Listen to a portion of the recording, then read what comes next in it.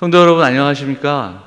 7, 8월 이사야서를 가지고 우리가 구역공과를 나누는데, 이번 주부터는 구역공과도 약속드린 대로 조금 도움이 되고자 우리 성도들과 함께 좀 나눌 수 있도록 여러분께 도움이 되는 그런 시간들을 갖고자 해서 잠시 동안만 이사야서 어떻게 읽을 것인가, 그리고 이사야서 1장에 대한 이야기들을 나누도록 하겠습니다. 이사야서는 구약의 그 성경의 장르 중에 예언서로 분류됩니다. 자, 한번 보시면 예언서, 그리고 예언자, 선지자 이렇게 이야기를 하는데, 예언서는 미래를 이야기하는, 말하는 것이 아니라 말씀을 맡았다, 맡길 예자, 말씀원, 이렇게 해석을 합니다. 그래서 말씀을 맡은 자들, 그리고 맡겨진 말씀을 그대로 전하는 자, 그렇게 이야기하죠.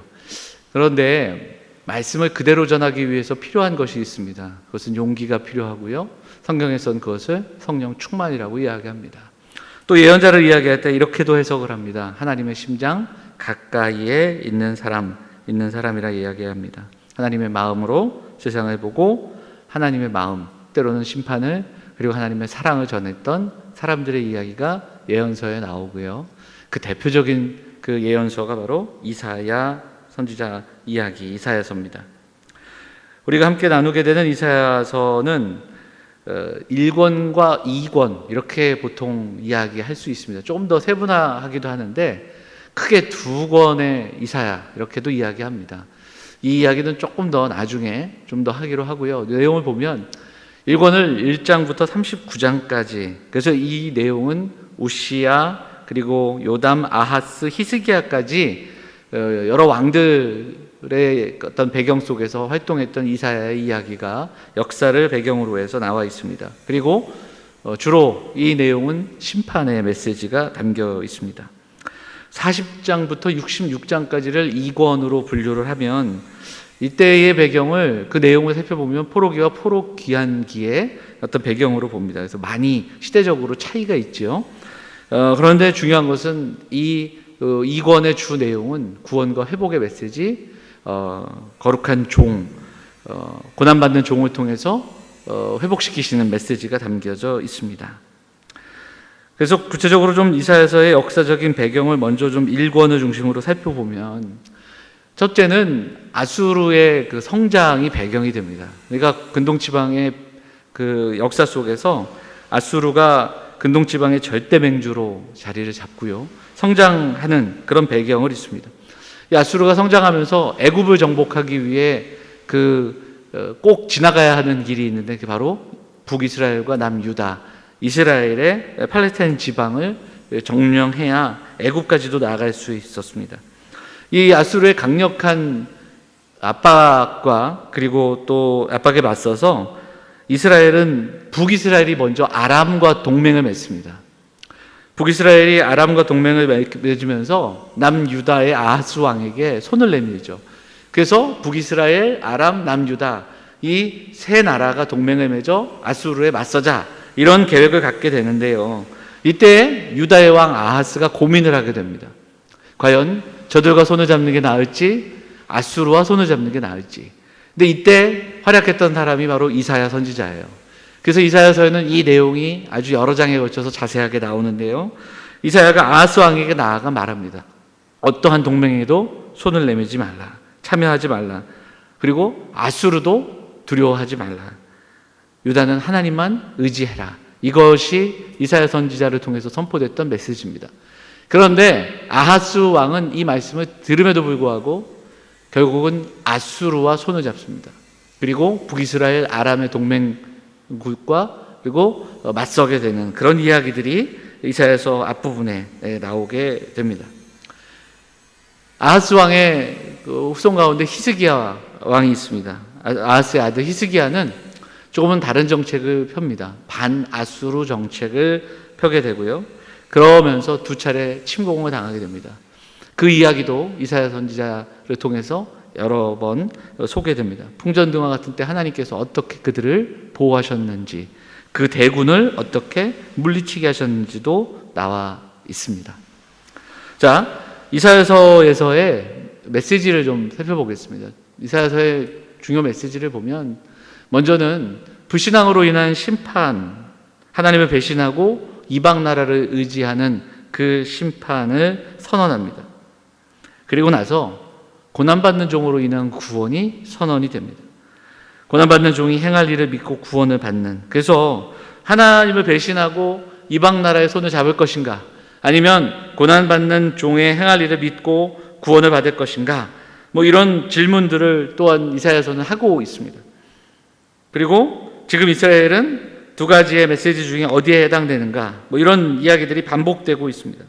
그래서 이것을 오늘 살아가는 우리에게 적용해 볼 때 우리는 정말 불신앙으로 살아가는 그 자리에 있는가, 아니면 고난받는 종의 곁에서 믿음으로 살아가고 있는가, 어떻게 반응하고 있는가, 이 질문이 반복이 됩니다. 세상과 동맹을 맺고 하나님 그리고 예수 그리스도를 의지하지 않은 채 살아갈 수 있는가, 이 질문도 해볼 수 있습니다. 그리고 마지막으로 그런 가운데 여호와를 향한 절대 믿음이 강조되는 것이 이사야서의 메시지인 것을 보게 됩니다. 그래서 이사야서를 여러분 읽어보시면, 이제 차례차례 읽어보시면 만군의 여호와라는 구절이 한 40회 정도 나옵니다. 만군의 여호와, 이것은 하나님의 능력, 그리고 하나님의 절대적인 그 능력을 강조하는 겁니다. 그것을 믿으라는 겁니다.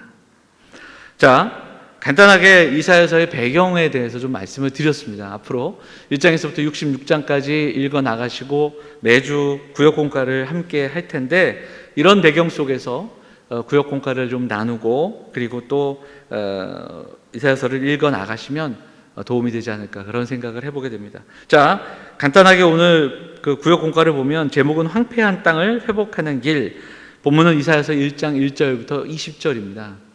이 내용을 간단하게 좀 보면 1장에서는 종교가 타락할 때 오히려 외형이 더 화려하고 번창하는 것을 볼 수 있다, 이런 이야기를 들려줍니다. 이스라엘의 타락이 이사야서 1장을 통해 선포됩니다. 그래서 이사야서 1장에는 중요한 내용을 좀 정리해 보면 이렇습니다. 먼저 이스라엘의 죄악을 고발하시는 하나님의 말씀이 선포됩니다. 그리고 또 유다의 죄와 형벌이 선포됩니다. 그 구체적인 내용은 바로 형식적인 종교 행위, 이것이 10절에서부터 15절까지 나와 있습니다. 오늘 구역공과에 나오는 질문들이 그렇습니다.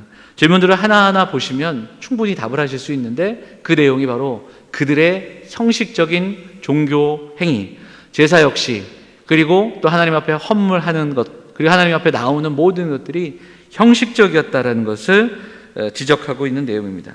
그리고 마지막으로 선을 행하라는 간절한 호소가 16절부터 20절까지 나와 있습니다. 이스라엘을 고발하시는 하나님, 유다의 죄와 형벌과 형식적인 종교 행위와 선을 행하라는 호소, 이렇게 구분할 수 있습니다. 자, 오늘 구역 공과는 크게 세 가지를 우리에게 들려줍니다. 황폐한 땅을 회복하는 길, 이게 무엇인가? 첫 번째, 먼저 본문에 보면 하나님께서 그분을 거역한 이스라엘을 심판하십니다. 그래서 4절과 7절과 9절을 보면 이스라엘이 어떤 존재가 되어버렸는가, 그리고 그들이 어떤 고통을 겪게 되었는가, 그리고 그나마 하나님이 그들을 불쌍히 여기시고 은혜를 주셔서 그들이 남아있다라는 사실도 우리에게 들려줍니다. 두 번째, 이스라엘은 하나님 앞에 끊임없이 범죄하면서 동시에 위선적인 종교 행위를 지속했다, 이렇게 이야기합니다. 그러니까 이스라엘의 예배가 하나님 보시기에 정말 어떠했는가, 이것이 13절, 그리고 예배를 하나님 미워하시는, 그리고 하나님이 요구하시는 것이 무엇인가, 그 이야기가 17절까지 나와 있습니다. 제사보다 순종을 원하시는 겁니다. 하나님 원하시는 것은 여러 번 제사를 드리는 것, 많은 제물을 드리는 것이 아니라 전심을 다해 제사하고 그리고 순종하는 그 삶을 원하시고 계시는 겁니다. 그 세 번째, 황폐한 이스라엘이 회복될 수 있는 유일한 길은 무엇인가? 참된 회개라고 이야기합니다. 하나님은 이스라엘의 회개를 강력하게 요구하고 계십니다. 황폐한 이스라엘이 회복될 수 있는 유일한 길은 참된 회개였습니다. 참된 회개라는 게 뭐냐? 눈물을 흘리고 뉘우치는 정도가 아니라 삶의 방향을 고치고 행악을 그치고 선행을 배우라고 말씀합니다. 회개하여 죄를 씻고 악한 행실을 완전히 버리고 행악을 온전히 그치고 정의와 선행의 삶으로 돌아오라고 말씀하고 있습니다. 죄가 제사함으로 씻겨지는 것이 아니고 자신들이 드린 제물로 씻기는 게 아니라 회개의 제사로 회복되는 것, 그리고 진정한 회개의 제사는 진정한 순종의 삶으로 증명된다는 것이 이사야 선지자의 선언인 것을 보게 됩니다. 사랑하는 여러분, 구역공과 오늘 이사야서 1장 황폐한 땅을 회복하는 길, 우리가 함께 잠시 살펴봤습니다. 본문을 읽어 가시면서 본문에 있는 질문에 답을 하시고 지금 나눈 이야기들, 이 내용들을 함께 묵상할 수 있으면 좋겠습니다. 우리는 예언서를 이제 읽게 되는데요. 마지막으로 한 번만 더 이 예언서를 읽으실 때 꼭 필요한 이야기, 예언서는 크게 두 가지 메시지로 구성되어 있다는 것을 말씀드리고 마치도록 하겠습니다. 두 가지인데요. 심판의 메시지, 회복의 메시지입니다. 그래서 선지서를 읽을 때, 이 예언서를 읽을 때는 먼저 이것이 심판의 메시지인지 회복의 메시지인지를 분별할 수 있어야 됩니다. 잘 파악하고 읽어야 됩니다. 그래서 만약 심판의 메시지라면 심판의 원인과 목적을 분명하게 파악하고 적용할 수 있어야 됩니다. 두 번째, 회복의 메시지라면 그 회복의 방식이 어떻게 이루어지고 있는가를 또한 묵상할 수 있어야 됩니다. 예언서는 무엇보다 하나님의 마음이 예언자를 통해서 말씀으로 전달됩니다. 단순하게 또한 심판에 대한 이야기, 회복에 대한 이야기로 끝나는 것이 아니라 오늘 지금을 살아가는 우리들에게 주신 하나님의 마음, 그 하나님의 마음을 담은 메시지라는 것을 기억하면서 예언서를 통해서 하나님의 마음을 묵상할 수 있어야 합니다. 자, 오늘 구역공과 황폐한 땅을 회복하는 길, 이사야서 1장 1절부터 20절 읽어보시면서 오늘 우리를 향한 하나님의 마음을 묵상하는 사랑하는 성도들이 되시기를 간절히 소망합니다. 구역으로 모이지는 못하지만 우리가 따로 떨어져 있지만 이렇게 구역공과 함께 나누면서 함께 성경 읽어가고 또 하나님의 마음, 하나님의 메시지를 함께 나눌 수 있는 사랑하는 성도들이 되시기를 부탁을 드립니다. 감사합니다. 마치도록 하겠습니다.